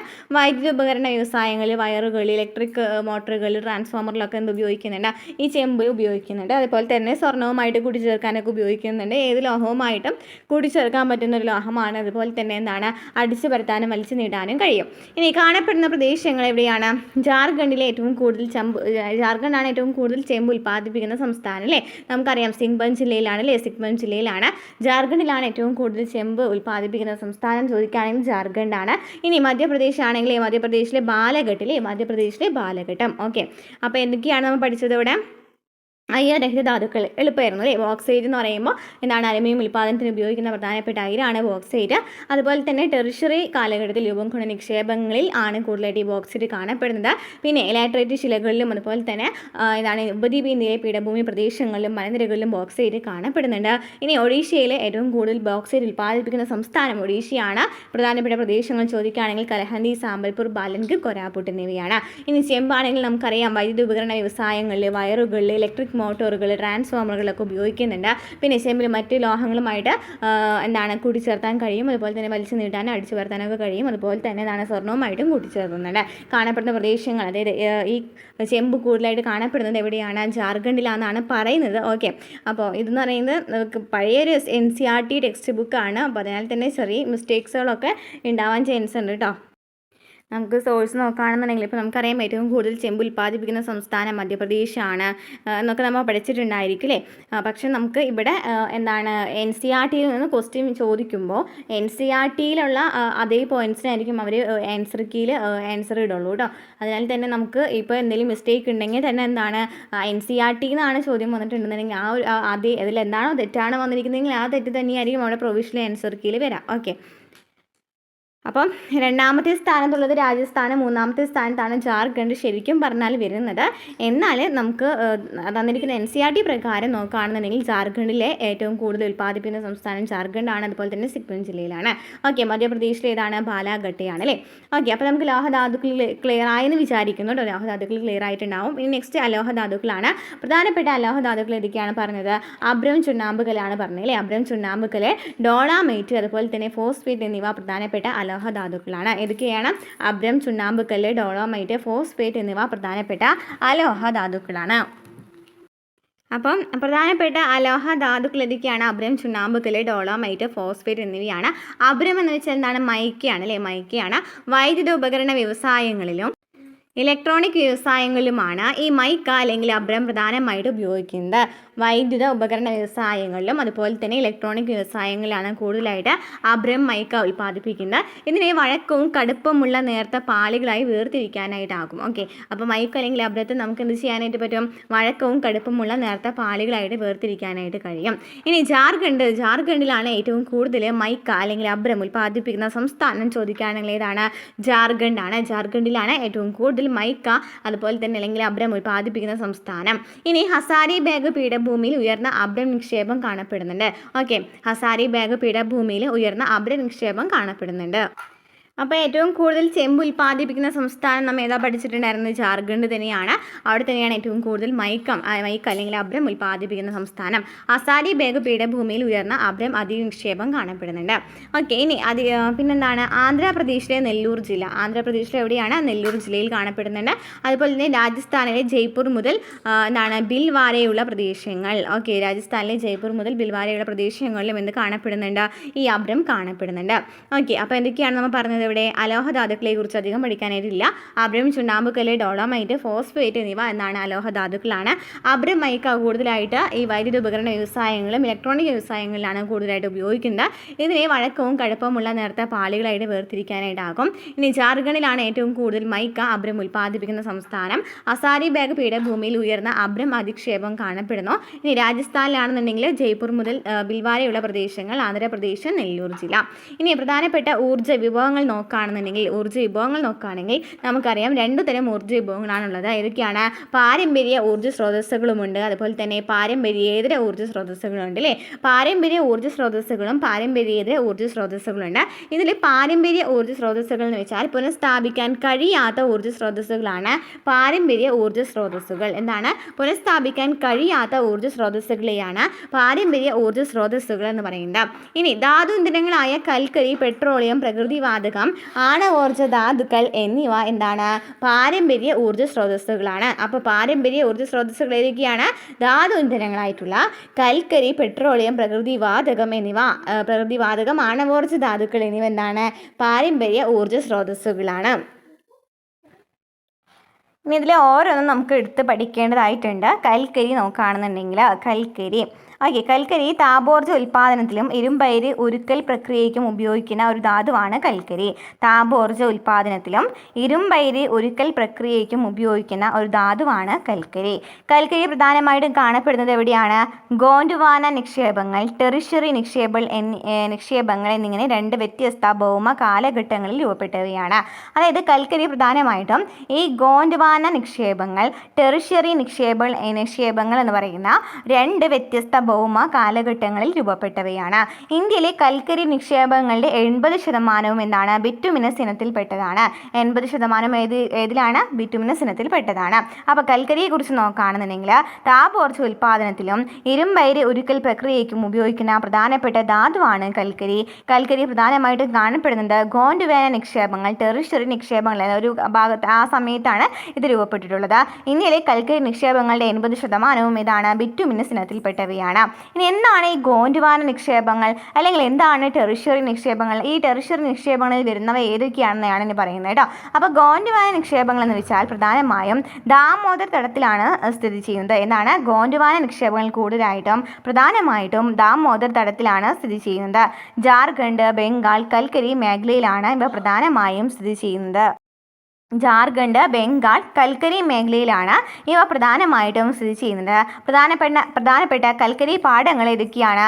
റാണിഗഞ്ച്, ജാരിയ, ബൊക്കാറോ, ഗിരിധി, കരൺപുര എന്നിവയാണ് പ്രധാനപ്പെട്ട കൽക്കരി പാടങ്ങൾ. ഏതൊക്കെയാണ്? റാണിഗഞ്ച്, ജാരിയ, ബൊക്കാറോ, ഗിരിധി, കരൺപുരയാണ്.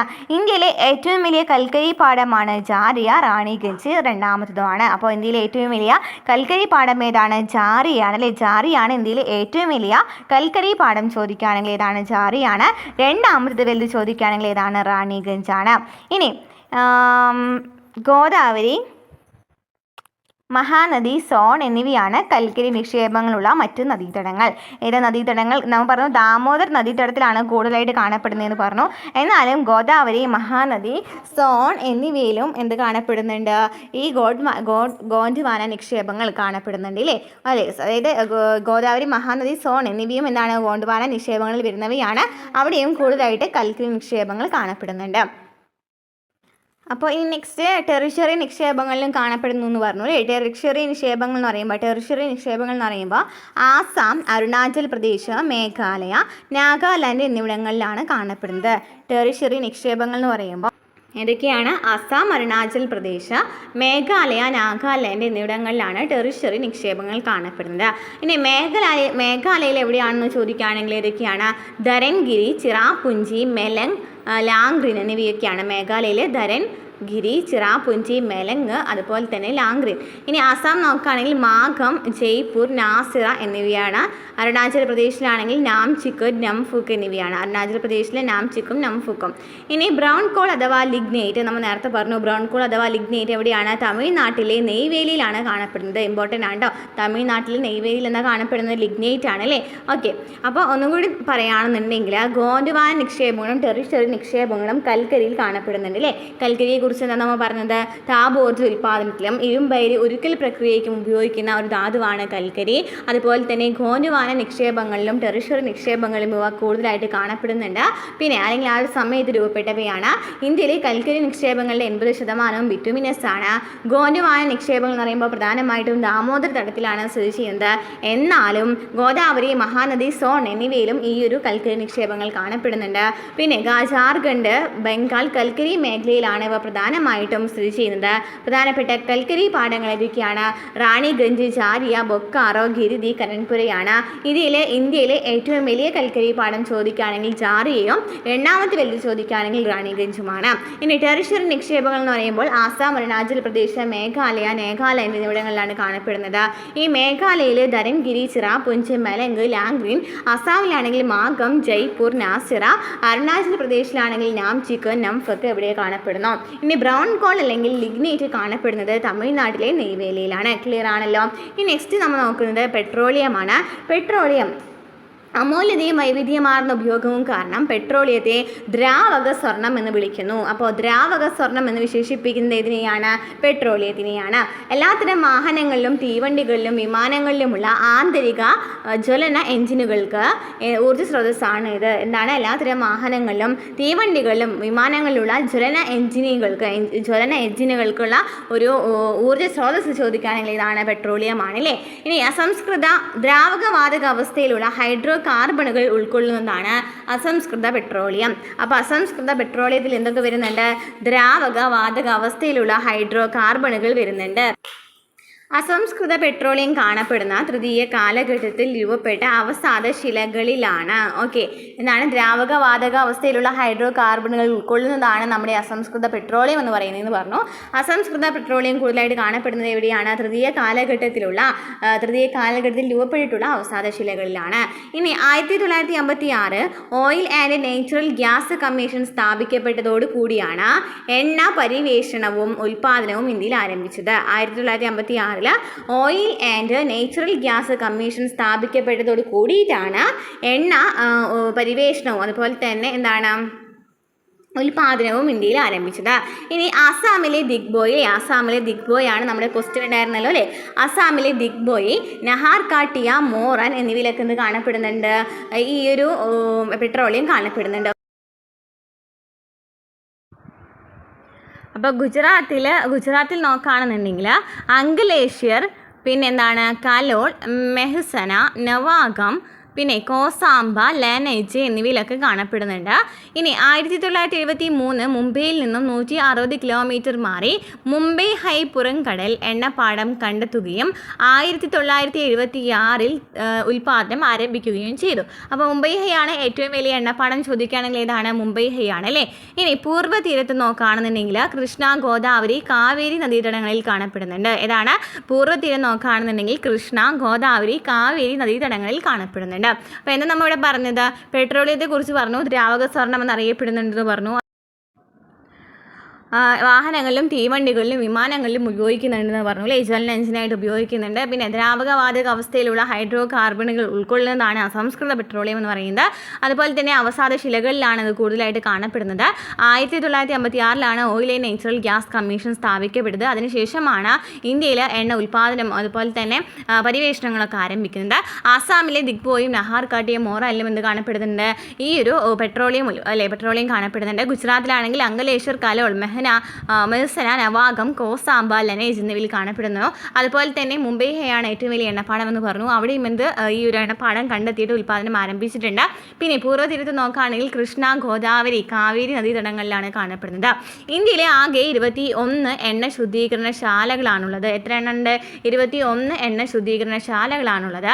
എണ്ണപ്പാടം അടിസ്ഥാനമാക്കിയിട്ടാണെങ്കിൽ ദിഗ്ബോയ് ആണ്. നമ്മൾ ചോദിച്ചില്ലേ, നമ്മുടെ ക്വസ്റ്റ്യൻ അതായിരുന്നു. എണ്ണപ്പാടം അടിസ്ഥാനമാക്കിയിട്ടാണെങ്കിൽ ഇതാണ് ദിഗ്ബോയ് ആണ്. ഈ കമ്പോളം അടിസ്ഥാനമാക്കിയിട്ട് നോക്കിയിട്ടാണെങ്കിൽ ഇതാണ് ബറോണിയാണ് അല്ലേ, ബറോണിയാണ്. കമ്പോളം അടിസ്ഥാനമാക്കിയിട്ട് ചോദിക്കുകയാണെങ്കിൽ ബറോണിയാണ്. എന്നാൽ എണ്ണപ്പാടം അടിസ്ഥാനമാക്കിയിട്ട് ഇതാണ് ദിഗ്ബോയ് ആണ്. ഇനി പ്രകൃതിവാതകം നേച്ചുറൽ ഗ്യാസിനെ കുറിച്ച് പറയുകയാണെന്നുണ്ടെങ്കിൽ പ്രകൃതിവാതകത്തിൻ്റെ വിപണനത്തിനുള്ള ഒരു പൊതുമേഖലാ സംരംഭമായി 1984 gas authority of India limited സ്ഥാപിക്കപ്പെട്ടു. പ്രകൃതിവാതകത്തിൻ്റെ വിപണനത്തിനുള്ള ഒരു പൊതുമേഖലാ സംരംഭമായി 1984 gas authority of India limited സ്ഥാപിക്കപ്പെട്ടു. എല്ലാ എണ്ണപ്പാടങ്ങളിൽ നിന്നും പെട്രോളിയത്തോടൊപ്പം ഇതോടൊപ്പം പ്രകൃതിവാതകവും ലഭിക്കുന്നുണ്ട്. എല്ലാ എണ്ണപ്പാടങ്ങളിൽ നിന്നും പെട്രോളിയത്തോടൊപ്പം എന്ത് ലഭിക്കുന്നുണ്ട്? പ്രകൃതിവാതകവും ലഭിക്കുന്നുണ്ട്. ഇന്ത്യയുടെ പൂർവ്വതീരം, അതായത് തമിഴ്നാട്, ഒഡീഷ പ്രദേശങ്ങളിലും പിന്നെ ത്രിപുര, രാജസ്ഥാനിലും എന്ത് കാണപ്പെടുന്നുണ്ട്? ഈ പ്രകൃതിവാതകം കാണപ്പെടുന്നുണ്ട്. ഗുജറാത്ത്, മഹാരാഷ്ട്ര തീരങ്ങൾക്ക് സമീപമുള്ള പുറം കടൽ കിണറുകളിലും എന്ത് കാണപ്പെടുന്നു? പ്രകൃതിവാതകം കാണപ്പെടുന്നു. അപ്പം എന്താ പറഞ്ഞത്?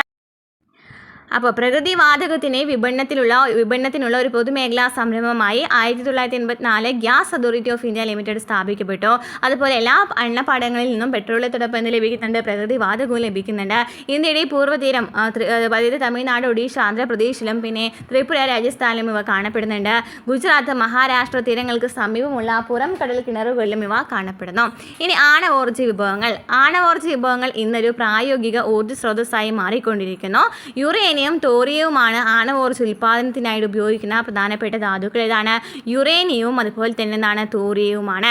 ഇതിലെ പ്രധാനപ്പെട്ട ആണവോർജ്ജ നിലയങ്ങൾ നമുക്ക് പഠിക്കാനായിട്ടുണ്ട്. യുറേനിയത്തിൽ നമുക്ക് ഏതാ ക്വസ്റ്റ്യൻ ഉണ്ടായിരുന്നത്? ധാർവാർ ശിലകളിൽ കാണപ്പെടുന്ന ഏതാണെന്നാണ് ചോദിച്ചിട്ടുണ്ടായിരുന്നത് അല്ലേ. യുറേനിയം എവിടെയാണ്? ധാർവാർ ശിലകളിലാണ് കാണപ്പെടുന്നത്.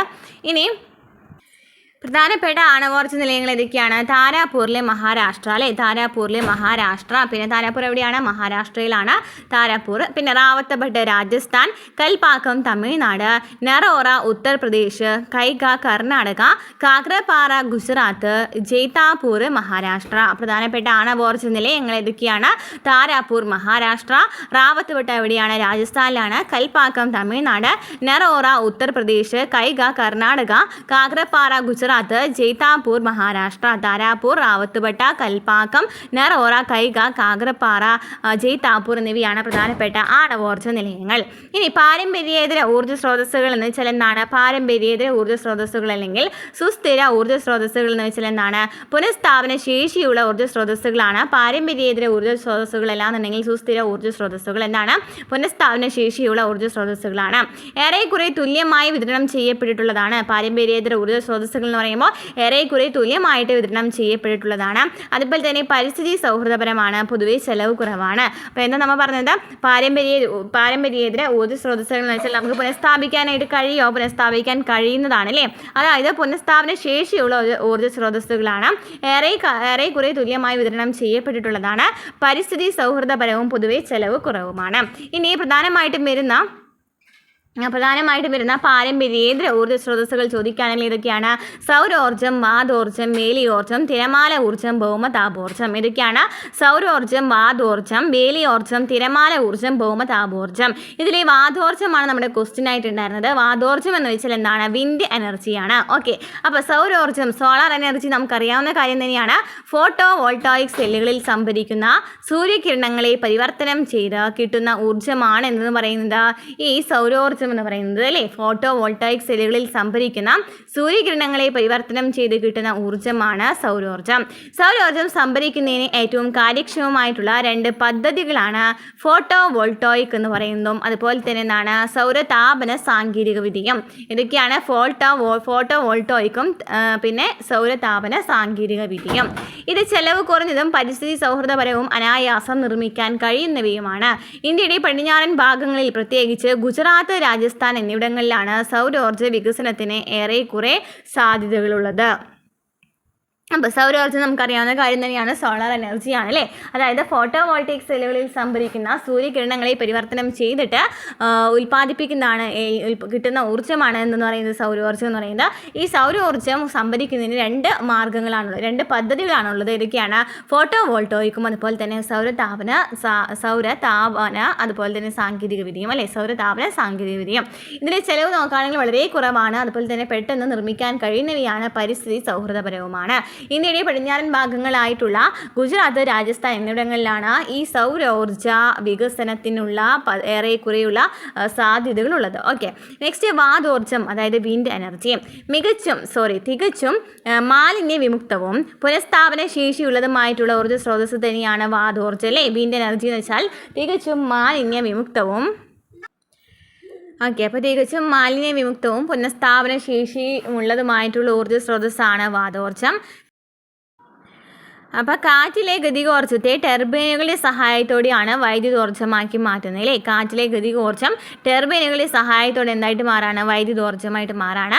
സ്ഥിരവാദങ്ങളായ വാണിജ്യവാദങ്ങളും പശ്ചിമവാദങ്ങളും മൺസൂൺ പോലുള്ള കാലിക വാദങ്ങളും അതുപോലെ തന്നെ ഈ ഊർജ്ജ ഉറവിടങ്ങളായിട്ട് ഉപയോഗപ്പെടുത്തുന്നു. ഇതൊക്കെയാണ് സ്ഥിരവാദങ്ങളായിട്ടുള്ള വാണിജ്യവാദം, പശ്ചിമവാദം, മൺസൂൺ പോലുള്ള കാലിക വാദങ്ങളൊക്കെ ഈ ഊർജ്ജ ഉറവിടമായിട്ട് ഉപയോഗപ്പെടുത്തുന്നുണ്ട്. അതുപോലെ തന്നെ കൂടാതെ പ്രാദേശികവാദങ്ങൾ, അതായത് കടൽക്കാരും കരക്കാരാണ് പ്രാദേശികവാദങ്ങൾ അല്ലേ, ഇവയും വൈദ്യുതി ഉൽപ്പാദനത്തിന് ഉപയോഗപ്പെടുത്തുന്നുണ്ട്.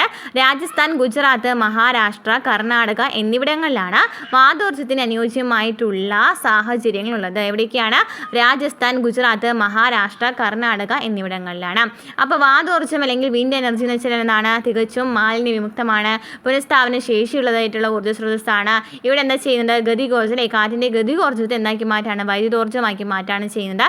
അതുപോലെ തന്നെ സ്ഥിരവാദങ്ങൾ, വാണിജ്യവാദങ്ങൾ, പശ്ചിമവാദങ്ങൾ, കാലികവാദങ്ങൾ, പിന്നെ പ്രാദേശിക വാദങ്ങളായിട്ടുള്ള കടൽക്കാറ്റ്, കരക്കാറ്റ് എന്നിവയിൽ നിന്നൊക്കെ എന്ത് ഉൽപ്പാദിപ്പിക്കുന്നുണ്ട്, വൈദ്യുതി ഉൽപ്പാദനം അല്ലേ, വൈദ്യുതി ഉൽപ്പാദിപ്പിക്കുന്നുണ്ട്. അതുപോലെ തന്നെ രാജസ്ഥാൻ, ഗുജറാത്ത്, മഹാരാഷ്ട്ര, കർണാടക എന്നിവിടങ്ങളിലാണ് ഈ കൂടുതലായിട്ട് ഈ വാതോർജ്ജം അനുയോജ്യമായിട്ടുള്ളത് അല്ലേ. നെക്സ്റ്റ് വേലിയോർജ്ജം അല്ലെങ്കിൽ തിരമാല ഊർജ്ജം നോക്കുകയാണെങ്കിൽ, ടൈഡൽ എനർജി നോക്കുകയാണെങ്കിൽ സമുദ്രജല പ്രവാഹങ്ങൾ അനന്തമായ ഊർജ്ജത്തിൻ്റെ സംഭരണശാലകളാണ്. അപ്പോൾ തിരമാല ഊർജ്ജം എന്നാണ് സമുദ്രജല പ്രവാഹങ്ങളിൽ നിന്നാണ് വരുന്നത്, നമുക്കറിയാം അല്ലേ. ഇനി ഇന്ത്യയുടെ പടിഞ്ഞാറൻ തീരപ്രദേശങ്ങൾ വേലിയോർജ്ജ ഉൽപ്പാദനത്തിന് വിപുലമായ സാധ്യതകളുണ്ട്. പടിഞ്ഞാറൻ തീരപ്രദേശങ്ങളിൽ എന്താണ്, പടിഞ്ഞാറൻ തീരപ്രദേശങ്ങൾ നമ്മൾ പറഞ്ഞു, കഴിഞ്ഞ ക്ലാസ്സിലെ പടിഞ്ഞാറൻ തീരപ്രദേശങ്ങളും കിഴക്കൻ തീരപ്രദേശങ്ങളെയും കുറിച്ചും ഡീറ്റെയിൽ ആയിട്ട് പഠിച്ചിട്ടുണ്ടായിരുന്നു. അപ്പോൾ പടിഞ്ഞാറൻ തീരപ്രദേശങ്ങളാണ് വേലിയോർജ്ജ ഉൽപ്പാദനത്തിന് വിപുലമായിട്ടുള്ള സാധ്യതകളുള്ളത് അല്ലേ. എവിടെയാണ്? പടിഞ്ഞാറൻ തീരപ്രദേശങ്ങളാണ്. എന്നാൽ ഈ സാധ്യതകളെ ഇതുവരെ വേണ്ട വിധം ഉപയോഗപ്പെടുത്താനായിട്ട് സാധിച്ചിട്ടില്ല. അപ്പോൾ തിരമാല ഊർജ്ജം അങ്ങനെ അധികം ഉപയോഗിച്ചിട്ടില്ല എന്ന് മനസ്സിലായി. നെക്സ്റ്റ് ഭൗമതാപോർജ്ജം അല്ലെങ്കിൽ ജിയോ തെർമൽ എനർജി. ഭൗമാന്തര ഭാഗത്തു നിന്നും മാഗ്മ ഉപരിതലത്തിലേക്ക് ബഹിർഗമിക്കുമ്പോൾ മോചിക്കപ്പെടുന്ന താപം കാര്യക്ഷമമായി സംഭരിച്ച് വൈദ്യുതോർജ്ജമാക്കി മാറ്റാം. എന്താ പറയുന്നത്, ഭൗമതാപോർജ്ജം അല്ലെങ്കിൽ ജിയോ തെർമൽ എനർജി എന്ന് വെച്ചാൽ ഭൂമിയുടെ അന്തർഭാഗത്ത് നിന്ന് നമുക്കറിയാം മാഗ്മ ഇങ്ങനെ പുറത്ത് വരുമ്പോൾ എന്ത് സംഭവിക്കും, ഈ മാഗ്മ ഉപരിതലത്തിലേക്ക് ബഹിർഗമിക്കും. എന്ത് സംഭവിക്കും, അവിടെ ഒരു ദ്രവം വരുന്നുണ്ട് അല്ലേ. ആ ദ്രവത്തിൽ എന്തുണ്ടായിരിക്കും, നല്ല താപം ഉണ്ടായിരിക്കില്ലോ. ഈ താപത്തെ നമുക്ക് എന്താക്കി മാറ്റാം, വൈദ്യുതോർജ്ജമാക്കി മാറ്റാം. അതാണ് പറയുന്നത്, ഭൗമാന്തര ഭാഗത്തു നിന്നും മാഗ്മ ഉപരിതലത്തിൽ ലേക്ക് ബഹിർഗമിക്കുമ്പോൾ മോചിക്കപ്പെടുന്ന താപം നമുക്ക് കാര്യക്ഷമമായി സംഭരിച്ചിട്ട് വൈദ്യുതോർജ്ജമാക്കി മാറ്റാം. ഇത് കൂടാതെ ഗീസറുകളിൽ നിന്നും പുറന്തള്ളുന്ന ചൂടുജലത്തെയും താപോർജ്ജ ഉൽപ്പാദനത്തിനായിട്ട് ഉപയോഗിക്കുന്നുണ്ട്. എന്നാണ്, ഗീസറുകളിൽ നിന്ന് പുറന്തള്ളപ്പെടുന്ന ചൂടുജലവും നമ്മൾ താപോർജ്ജ ഉൽപ്പാദനത്തിനായിട്ട് ഉപയോഗിക്കുന്നുണ്ട്. അതുപോലെ തന്നെ ഈ ഊർജ്ജത്തെ എന്നാണ് പറയുന്നത്, ഭൗമതാപോർജ്ജം എന്നാണ് പറയുന്നത്. ഇനി ഹിമാചൽ പ്രദേശിലെ മണികരൺ അതിന് എക്സാമ്പിളാണ്. ഹിമാചൽ പ്രദേശിലെ മണികരൺ ഭൗമതാപോർജ്ജത്തിന് എക്സാമ്പിൾ ചോദിക്കുകയാണെങ്കിൽ ഏതാണ്, ഹിമാചൽ പ്രദേശിലെ മണികരണാണ്. ഇനി USA ഇദാഹോയിലെ ബോയ്സ നഗരത്തിലാണ് വിജയകരമായ ആദ്യ ഭൂഗർഭ താപ സംഭരണ ശ്രമം ഉണ്ടായിട്ടുള്ളത്. USA ഇദാഹോയിലെ ബോയ്സ ബോയ്സ് അല്ലേ, ബോയ്സ് നഗരത്തിലാണ് വിജയകരമായിട്ടുള്ള ആദ്യ ഭൂഗർഭ താപ സംഭരണ ശ്രമം ഉണ്ടായിട്ടുള്ളത്. അപ്പോൾ ഭൗമതാപോർജ്ജം എന്ന് വെച്ചാൽ എന്താണ്? ഭൂമിയുടെ അന്തർഭാഗത്ത് വരുന്ന ഈ മാഗ്മ പുറത്തേക്ക് വരുമ്പോൾ എന്ത് സംഭവിക്കും? നല്ല താപം ഉണ്ടായിരിക്കും. ഈ താപത്തെ വൈദ്യുതോർജ്ജമാക്കി മാറ്റാനായിട്ട് സാധിക്കും. അതുപോലെ ഗീസറുകളിൽ നിന്ന് ചൂട് നീരുറവിയാണല്ലേ, അപ്പോൾ അവിടെ നിന്നൊക്കെ വരുന്ന എന്താണ് ഈ ചൂട് ജലം അല്ലേ, ഈ ചൂട് ജലത്തെയും അതുപോലെ തന്നെ ഈ താപോർജ്ജ ഉൽപ്പാദനമായിട്ട് ഉപയോഗിക്കാം. അതുപോലെ തന്നെ ഹിമാചൽ പ്രദേശിലെ മണിക്കരനിലാണ് കൂടുതലായിട്ട് ഈ ഭൗമ താപോർജ്ജം ഉൽപ്പാദിപ്പിക്കപ്പെടുന്നത്. USA ഇദാഹോയിലെ ബോയ്സ് നഗരത്തിലാണ് ആദ്യമായിട്ട് ഈ ഒരു സംഭരണം ഉണ്ടായിട്ടുള്ളത്.